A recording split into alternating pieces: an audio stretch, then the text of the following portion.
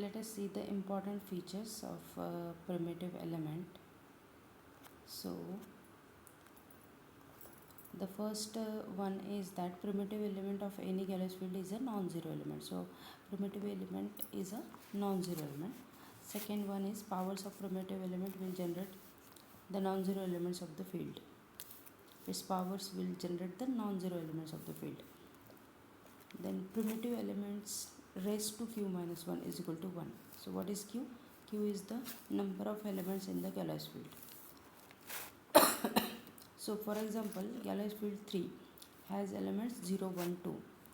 Galois field 3, that means Galois field q is equal to 3. Q is equal to 3. It has elements 0, 1, 2. Its primitive element is 2. So first feature is 2 is a non-zero element. Then 2 raised to q minus 1, that is 2 raised to 3 minus 1, that is 2 raised to 2 equal to 4.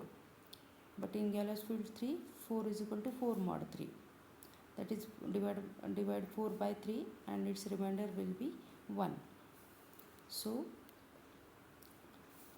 2 raised to q minus 1 is equal to 1 in Galois field 3. So that is the third feature, that primitive element raised to q minus 1 is equal to 1. Then powers of a primitive element. So powers of 2, first power is 2 raised to 0, that is equal to 1. So this is represented by 2 raised to 0.